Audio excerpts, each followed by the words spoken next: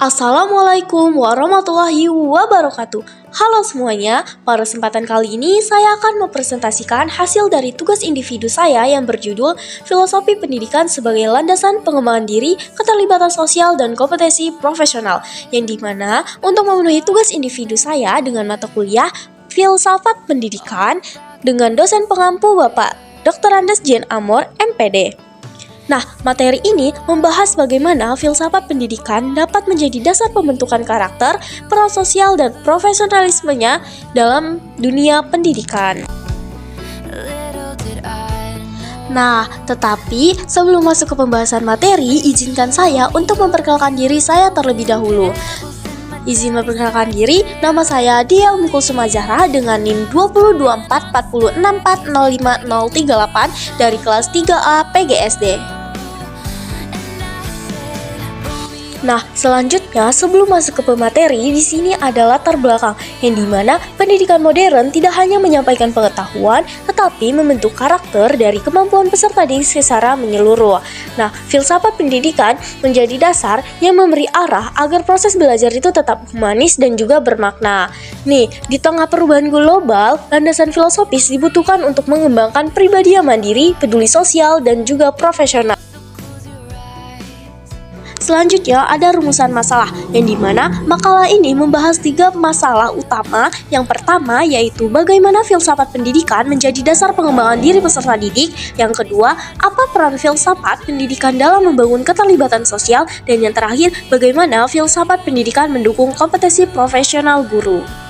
Adapun tujuan dari dibuatnya makalah ini, yang pertama yaitu menjelaskan hubungan filsafat pendidikan dengan mengembangkan diri, yang kedua menguraikan peran filsafat pendidikan dalam keterlibatan sosial, dan yang terakhir menganalisis kontribusi filsafat pendidikan terhadap kompetensi profesional.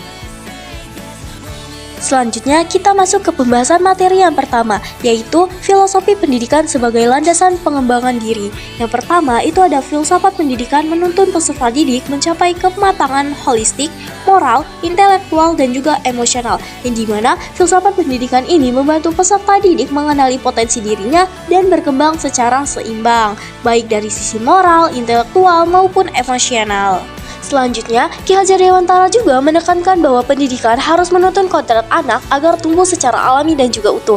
Nah, melalui pendekatan filosofis, siswa dapat menjadi pribadi yang mandiri, berpikir kritis, dan mampu belajar sepanjang hayat.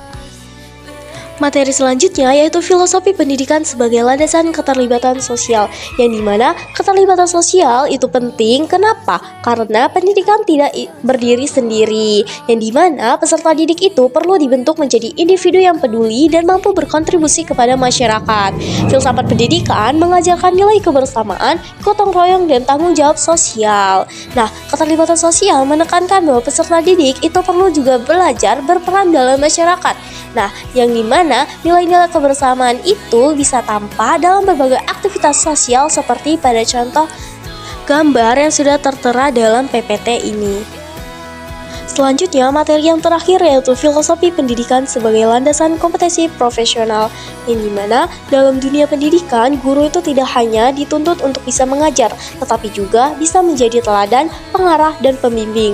Nah, filsafat pendidikan memperkuat 4 kompetensi utama guru, yaitu ada pedagogik, profesional, sosial, dan juga kepribadian. Nah, melalui pemahaman filosofis, guru mampu merancang pembelajaran yang baik, memahami tujuan pendidikan, dan beradaptasi dengan perkembangan teknologi serta kebutuhan peserta didik. Tidak hanya itu, kompetensi profesional juga dibangun melalui refleksi, PPG, pengembangan kurikulum, dan pemanfaatan TIK.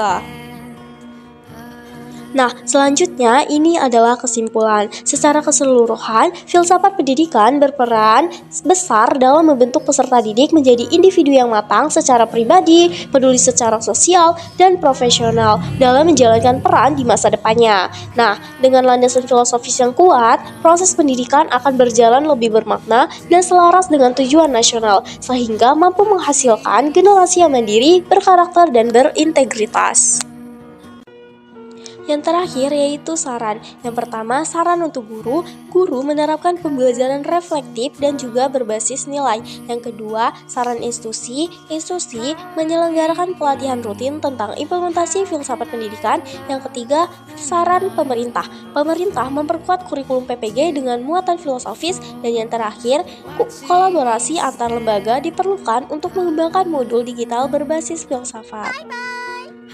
Nah, jadi itu dia teman-teman hasil dari tugas individu saya. Mungkin itu saja yang dapat saya sampaikan. Semoga bermanfaat untuk teman-teman semuanya. Kurang lebihnya saya mohon maaf. Saya pamit undur diri. Wassalamualaikum warahmatullahi wabarakatuh. Terima kasih.